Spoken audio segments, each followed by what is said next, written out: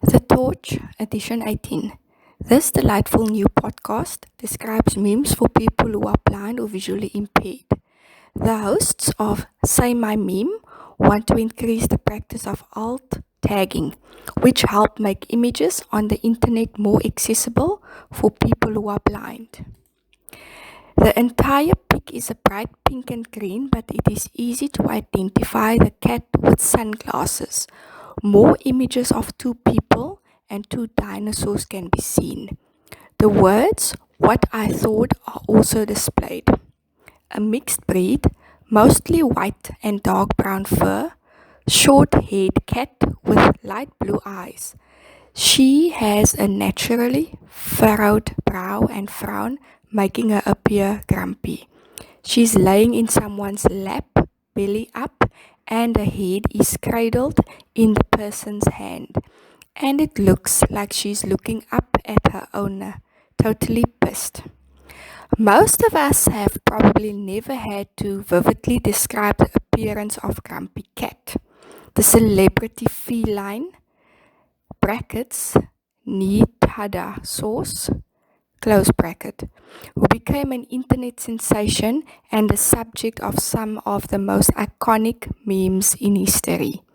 But for the blind and visually impaired people, many of whom won't instinctively know the visual details of Grumpy Cat, descriptions are essential to allow them to enjoy memes.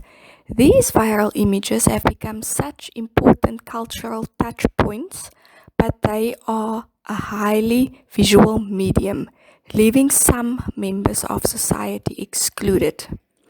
I really deeply believe that memes are important and that blind people should be able to enjoy them and use them to enhance their social and cultural credibility, says Will Butler, VP of Community at Be My Eyes, a company that connects blind people with sighted volunteers when they need visual assistance.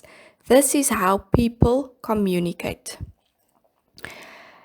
Butler has started a new podcast, Say My Meme, which literally describes some of the internet's most famous memes for a blind audience. On the show, his co-host, Caroline Desroses, describes them to Butler, who is legally blind, meaning he gets the same experience as the audience in hearing about many of them for the first time. Millions and millions of people and people with low vision are just not participating in this whole cultural expression. Butler says, so when she describes it to me, I feel like I'm being let in on a whole new slice of culture. He says that just a few weeks into the show, he's been able to have more dynamic conversations with friends because can now reference memes. The podcast episodes, which air every week, are themed. So far, the hosts have delved into cat memes, sassy memes, and 90s memes. The issue for blind people is generally not in being unaware of cultural references. Those who grew up in the 90s know the T-Rex from Jurassic Park, Nick Carter from Backstreet Boys, and Samuel L. Jackson's character in Pulp Fiction. Blind people still understand that salmon is pink and sky is blue, Butler says, and that the Toy Story dinosaur is goofy and school photos are awkward. They have the same cultural reference point but need a more textual way to access the images. Butler has avoided memes in the past simply because they're a hassle to access, and that's because of the often missing alt tag. That text that website makers can add to describe the images they place on their sites. During their online access, many blind people use screen readers which read text aloud to them. As the screen reader comes across an alt tagged image, it reads the description. But the majority of memes lack alt tags, so screen readers just utter image when they get to them. Creating memes without tags, Butler says, is like creating internet dark matter. Memes are chiefly user generated, and there's little awareness among users of the benefit of alt tagging. Another huge benefit for site owners is SEO because Google is blind. Alt tags make images more searchable.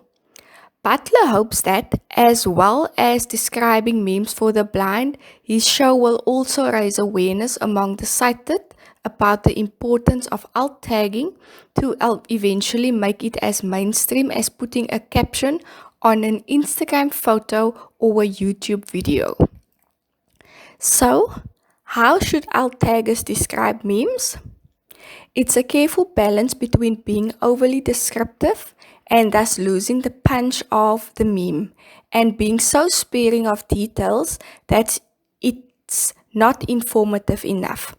On the show, Butler and the Sorceress, who is the CEO and founder of Scribely, which writes optimized alt text for businesses, offer a quick and casual description as well as more technical description that's closer to traditional alt text. Take the condensing Willy Wonka meme, which is used to portray someone who has no interest in what another person is doing or saying. For some people, sarcastic Gene Wilder may be enough. Others may prefer to know the minute details of Wilder's facial expression.